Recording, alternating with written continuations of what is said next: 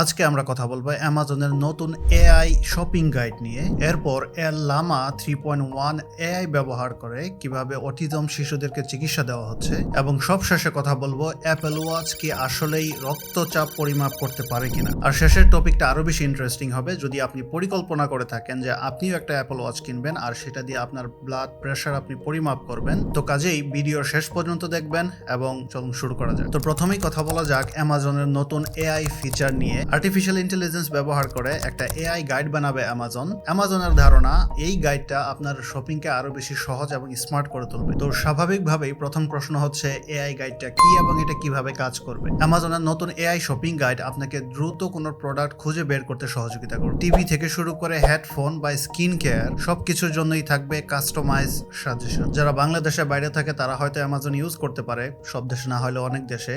এখনো বাংলাদেশে অ্যামাজন আসেনি, কি আর করা যাবে, যখন আসবে তখন দেখা যাবে। আচ্ছা, আদৌ কি আসবে নো আইডিয়া। ধরুন আপনি একটা হেডফোন কিনতে চান, অ্যামাজনের এই এআই আপনাকে সাজেস্ট করবে কোন হেডফোনটি আপনার কেনা দরকার, আর ও সাজেস্ট করবে রিভিউর উপর ভিত্তি করে কি পরিমাণ মানুষ এটা কিনেছে, এর দাম কেমন, জনপ্রিয়তা কেমন, সবকিছুর উপর ভিত্তি করে আপনাকে সাজেস্ট করবে কোন হেডফোনটা আপনার জন্য ভালো। আর আপনি চাইলে ব্র্যান্ড অথবা গেমিং বা ওয়্যারলেস এরকম ক্যাটাগরিতেও এটাকে ফিল্টার করতে পারবেন। ব্যাপারটা মূলত যারা অনলাইন শপিং বুঝে না তাদের জন্য এই এআইটি অনলাইন শপিং আরো সহজ করে তুলবে বলে মনে হচ্ছে। তবে আরেকটা প্রশ্ন হচ্ছে, তাহলে কি ওই এআই ব্যবহার করা আগে শিখতে হবে না? ঘুরে ফিরে কি একই কথা হচ্ছে?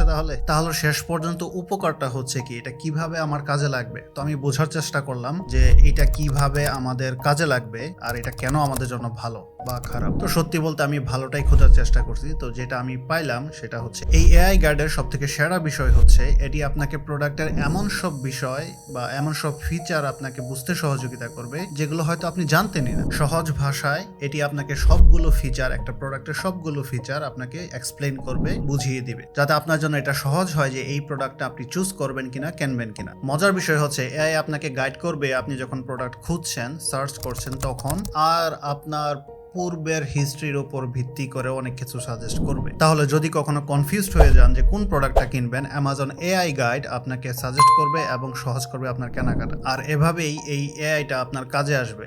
এছাড়া খুব বেশি কিছু আমি পাইলাম। কিন্তু সত্যি বলতে এআই ছাড়াও শপিং ওয়েবসাইটগুলো এই সাজেশন অলরেডি দিয়ে থাকে, এই ধরনের সার্ভিস দিয়ে থাকে। এআই থাকাতে সুবিধা এইটুকুই যে তথ্যগুলো হয়তো আরেকটু গুছানো থাকবে, সাজেশনগুলো আরেকটু বেশি কাস্টমাইজড হবে আর টেইলর্ড হবে আপনি কিরকম পছন্দ করেন প্রোডাক্ট তার উপর ভিত্তি করে। আর অবশ্যই আপনি যদি বুঝতে না পারেন যে এই প্রোডাক্টের কি কি গুণ আছে, কি কি ফিচার আছে, সেটা হয়তো আপনাকে এক্সপ্লেইন করবে, বুঝিয়ে। ওকে, পরের টপিকে যাওয়া যাক। এখন কথা বলবো কিভাবে নিউরোমনিয়া তাদের এআই এবং লামা 3.1 ব্যবহার করে অটিজমে আক্রান্ত শিশুদের কেয়ার করার নতুন এক দিগন্ত উন্মোচন করে। ABA অ্যাপ্লাইড বিহেভিয়ার অ্যানালাইসিস এই থেরাপিটা নিয়ে যারা কাজ করেন তাদের জন্য এটা কি দারুণ সুখবর। চলুন দেখা যাক কিভাবে নিউরোমনিয়া ABA থেরাপিকে পরিবর্তন করছে। প্রতি 36 জন শিশুর মধ্যে একজন অটিজমে আক্রান্ত, আর সেই কারণে নিউরোমনিয়া তৈরি করেছে একটি এআই কো-পাইলট যেটির নাম দিয়েছে নিয়া। এই নিয়া এআইটি লামা 3.1 দ্বারা পরিচালিত হয়। এতে করে এই থেরাপির গুণমান এবং এর অ্যাক্সেসিবিলিটি অনেক সহজ হয়েছে মানুষের জন্য। চলুন দেখি এটা কিভাবে কাজ করে। নিউরোমনিয়া লামা 3.1 ব্যবহার করে এমন থেরাপি প্ল্যান করেছে যা দ্রুত এবং আরো পার্সোনালাইজ সমাধান দেয়। নিয়ার সাহায্যে এখন চিকিৎসকরা প্রশাসনিক বা অফিসিয়াল কাজকর্মের সময় কম দিয়ে রোগীর পিছনে বেশি সময় দিতে পারবে। আর সব থেকে ভালো ব্যাপার হচ্ছে নিউরোমনিয়া ওপেন সোর্স টুলস ব্যবহার করে তাদের এই এআই তৈরি করেছে, যাতে করে খরচ অনেক কম হয় এবং এই সেবাটি সবার কাছে পৌঁছে দেওয়া যায়। তাহলে ভবিষ্যতে এর অ্যাপ্লিকেশন বা ইমপ্লিকেশন কেমন হইতে পারে। যেহেতু নিউরোমনিয়া তাদের কাজে এআই অ্যাডপশন শুরু করে দিয়েছে, তাহলে ধরেই নেওয়া যায় নিউরোমনিয়া নিত্য নতুন পদ্ধতিতে তাদের এই অটিজম সাপোর্ট সিস্টেমকে আরো বেশি উন্নত করবে। তারা প্রম্পট ইঞ্জিনিয়ারিং এবং রিট্রিভাল অগমেন্টেড জেনারেশনের মতো প্রযুক্তিকে ব্যবহার করে নিয়াকে আরো বেশি উন্নত করে তুলে। এখন এক বাক্যের ভবিষ্যৎ পরিকল্পনা বলা যাচ্ছে না, তবে এই দুইটা একসাথে কিভাবে কাজ করে নিউরোমনিয়া এবং এআই সেটা আরো দেখতে হবে। দেখার পর বোঝা যাবে আসলে এটা কেমন কাজে দিবে।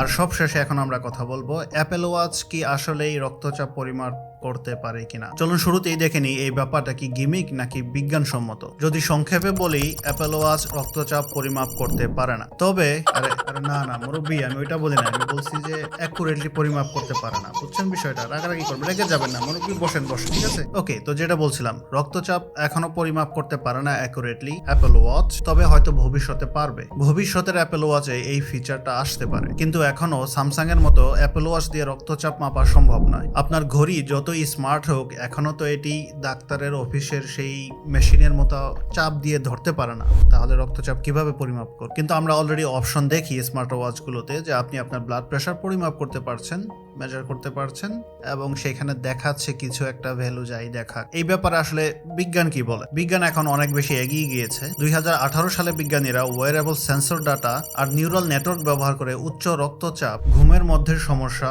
হৃদযন্ত্রের অনিয়মিত স্পন্দন শনাক্ত করতে সক্ষম হয়েছিল। যদি তাই হয় তাহলে ঘড়ি দিয়ে কিভাবে রক্তচাপ পরিমাপ করা যেতে পারে? অ্যাপল ওয়াচে পালস ওয়েভ ভেলোসিটি ব্যবহার করা যেতে পারে, যা রক্তচাপ মাপার একটি সম্ভাব্য উপায়, যেটাকে সংক্ষেপে বলে PWV। মূলত এই PWV রক্তের স্পন্দনের গতি ট্র্যাকিং করে। যদি গতি বেশি হয় তাহলে রক্তচাপও বেশি। PWV কিভাবে কাজ করে চলুন একটু গভীরে যাওয়া যায়। অ্যাপল ওয়াচ ইসিজি দিয়ে আপনার হৃদস্পন্দন পরিমাপ করতে পারে বেলিস্টোকার্ডিওগ্রাম নামে একটি পদ্ধতিতে। এটা শুনতে অনেক জটিল মনে হলেও আসলে খুব সহজ। এই দুইয়ের মধ্যে টাইমিং ডিফারেন্সই আপনাকে বলে দিবে আপনার রক্তচাপ দিনের মধ্যে কিভাবে পরিবর্তিত হচ্ছে। কিন্তু এখানে মজার ব্যাপার হচ্ছে সঠিক রিডিং এর জন্য আপনাকে ক্যালিব্রেশন করতে হবে বারবার অ্যাপল ওয়াচটিকে। তো আমরা একটু বেশি খেয়ে ফেললে কিছুদিন পর আবার যেমন আমাদের শরীরকে ঠিক করতে হয়, ডায়েট করে হোক, এক্সারসাইজ করে হোক, অ্যাপল ওয়াচও মাঝে মাঝে এরকম ক্যালিব্রেশন করতে হবে। ব্যবহারকারীদেরকে একটি ব্লাড প্রেশার মেশিনের মাধ্যমে বারবার অ্যাপল ওয়াচটাকে ক্যালিব্রেশন করতে হবে, না হলে হয়তো ভুল রিডিং পাবেন। আচ্ছা, কিছু গুরুত্বপূর্ণ স্বাস্থ্য পরিসংখ্যান নিয়ে কথা বলি। পৃথিবীতে 12 কোটি মানুষ উচ্চ রক্তচাপের শিকার। এই 12 কোটি মানুষের শুধুমাত্র 23% মানুষ তার নিয়ন্ত্রণে রাখতে পারে। আর প্রতি 20 mmHg রক্তচাপ বাড়লে মৃত্যুর ঝুঁকি দ্বিগুণ হয়ে যায়। যদি আপনার রক্তচাপ 115/75 এর মধ্যে থাকে তাহলে আপনার হৃদরোগের ঝুঁকি মাত্র 5%। কিন্তু যদি সেটা বেড়ে 150/110 হয়ে যায় তাহলে আপনার হৃদরোগের ঝুঁকি 50% পর্যন্ত বেড়ে যেতে পারে। ব্যাপারটা খুবই ইম্পর্টেন্ট, কারণ বর্তমানে ইয়াং পোলাপান সব হৃদরোগের অথবা অন্যান্য অনেক অসুখে মারা যাচ্ছে। স্ট্রোক করে তো কত মানুষ মারা যাচ্ছে যাদের বয়স অনেক কম। এই ক্ষেত্রে ডায়েট একটা গুরুত্বপূর্ণ বিষয়। এখন ডায়েট বলতে মানুষ শুধু মনে করে না খেয়ে থাকা, আসলে ব্যাপারটা তা না। ডায়েট মানে হচ্ছে আপনি কি খাচ্ছেন, কতটুকু খাচ্ছেন, আপনি নিজেও সেই ব্যাপারে জানেন। আর সব থেকে বড় বিষয় হচ্ছে আপনি কন্ট্রোল করছেন কোন জিনিসটা আপনার শরীরে যাচ্ছে, কোনটা যাচ্ছে না, কোনটার ইফেক্ট আপনার শরীরে কেমন হবে। ডায়েটের উদ্দেশ্যই হচ্ছে এইটা। সাধারণত উচ্চ রক্তচাপ রোগীদেরকে লবণ কম খেতে বলা হয়ে থাকে, কিন্তু শুধু কম লবণ খেলেই উচ্চ রক্তচাপ নিয়ন্ত্রণে আসে না বা ঠিক হয় না। তাদের খাদ্য তালিকায় পটাশিয়ামেরও প্রয়োজন অনেক বেশি। তার জন্য সাধারণত ডাক্তাররা কলা খেতে বলে থাকেন। কিন্তু মজার ব্যাপার হচ্ছে কলা সব থেকে বেস্ট পটাশিয়াম যুক্ত খাবার না। কিন্তু ব্যাপারটা একটু কল্পনা করুন, যদি ভবিষ্যতের অ্যাপল ওয়াচ আমাদেরকে আমাদের খাবার নিয়ন্ত্রণের ব্যাপারে সহযোগিতা করতে পারে, কি ধরনের খাবার আমরা খাওয়ার জন্য সিদ্ধান্ত নিচ্ছি, তাহলে হয়তো মানুষের জন্য আরো সহজ হবে কোনো একটা ডায়েট ফলো করা বা অ্যাটলিস্ট হেলদি ডায়েট ফলো করা। এরকম হলে একটা এআই ডায়েটিশিয়ান আমরা আমাদের হাতের ঘড়ির মধ্যেই পেয়ে যাচ্ছি।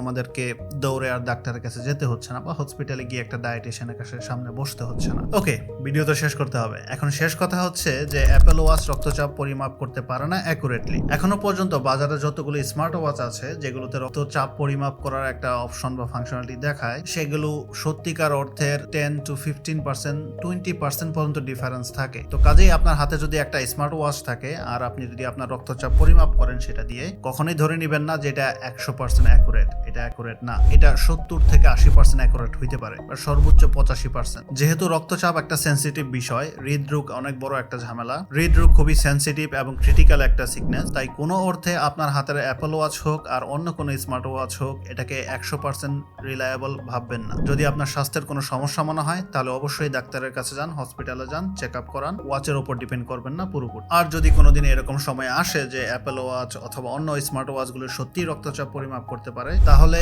আমাদেরকে সুস্থ রাখার জন্য এটি অনেক গুরুত্বপূর্ণ ভূমিকা রাখবে। থ্যাংক ইউ সো মাচ যারা শেষ পর্যন্ত ভিডিওটি দেখেছেন। আপনাদের সাথে আবার পরবর্তী ভিডিওতে দেখা হবে। সে পর্যন্ত ভালো থাকবেন। Bye bye.